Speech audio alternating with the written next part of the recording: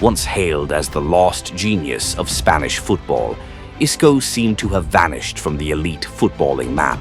But just when the world turned its back, he quietly stood up, without complaints, without excuses, and made a comeback no one saw coming, becoming the heartbeat of Real Betis and earning a surprise return to La Roja after 6 long years. This isn't just a story of revival, it's a journey of rediscovery, one filled with pain, but also with hope and inspiration.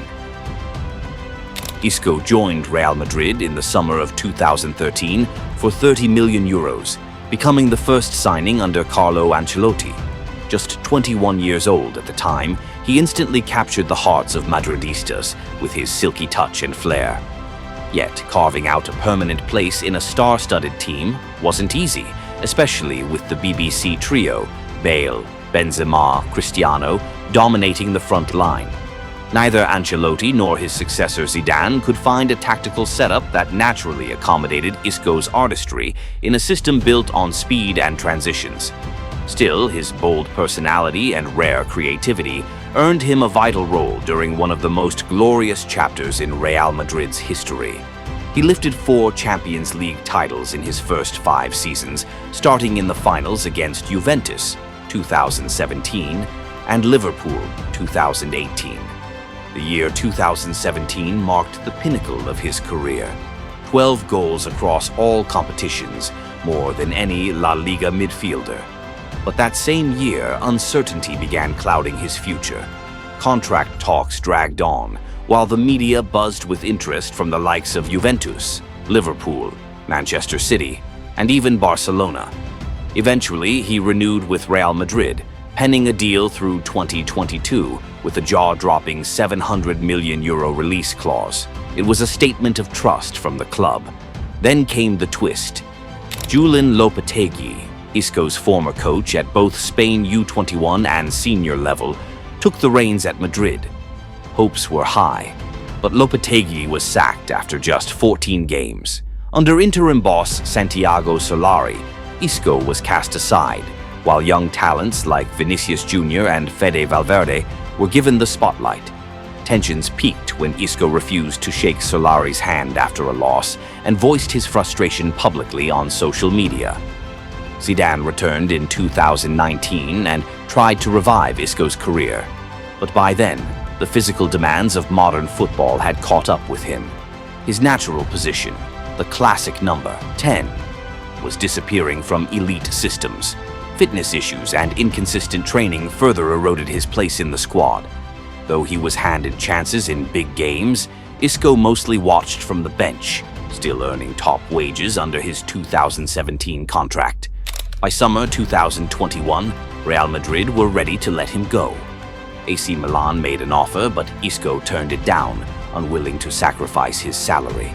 Carlo Ancelotti returned and gave him a few starts at the beginning of the 2021-22 season.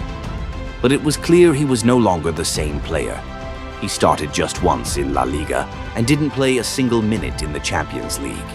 When his contract expired in June 2022, Isco left Madrid quietly with little fanfare. Still believing he could perform at the highest level, Isco set his sights on another Champions League caliber club. He ended up choosing Sevilla, a strong team, and more importantly, one coached by Lopetegui. But just 10 games in, Lopetegui was dismissed. His successor, Jorge Sampaoli, gave Isco playing time. But the fit wasn't right. Without his longtime supporter, tensions rose between Isco and sporting director Monchi. A public training ground bust-up signaled the end.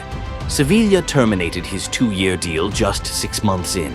What followed was an 8-month hiatus. Union Berlin showed interest, but talks fell through. A move to MLS also collapsed, largely due to high wage demands. At that point, many thought Isco's story was over. Then came Betis. In the summer of 2023, Isco joined Real Betis. Most saw it as a quiet end to a fading career, a final chapter before retirement. But something remarkable happened. Betis became the place where Isco healed, physically, mentally, emotionally.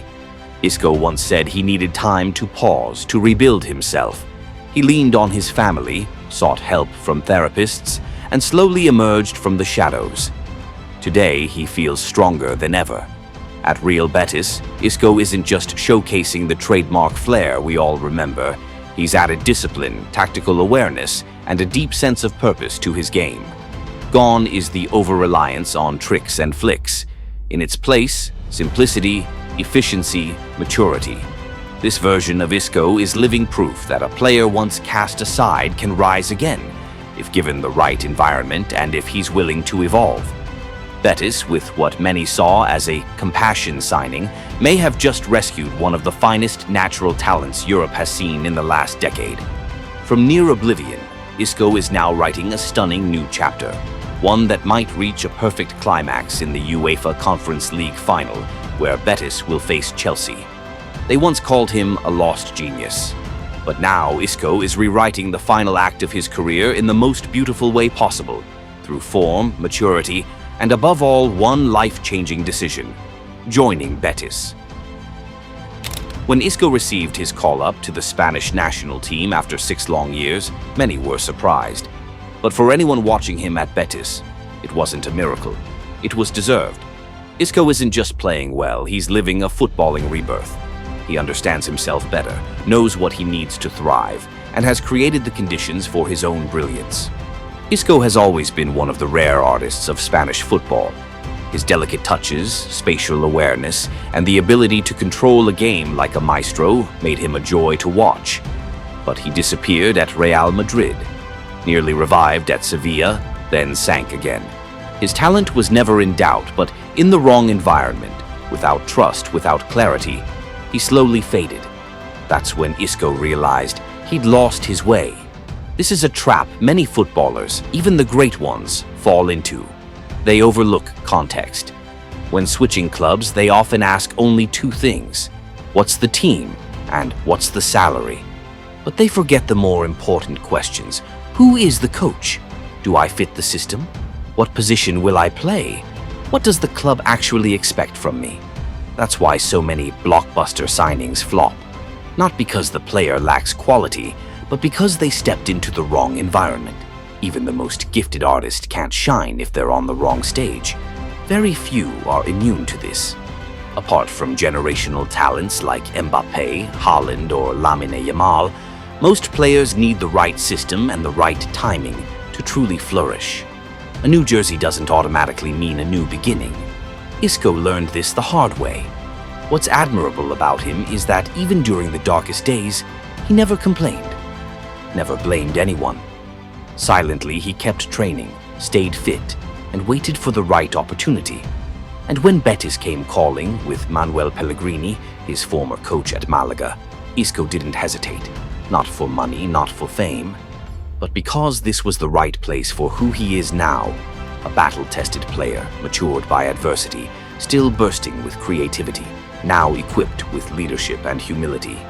At Betis, he has a clear role, a system that suits him, a coach who believes in him, a schedule that allows consistency, and above all, a purpose to lead again. The results speak for themselves. Isco is playing one of the best seasons of his career. He's the heartbeat of Betis, their true orchestrator, dictating tempo, creating chances, and fighting like a warrior.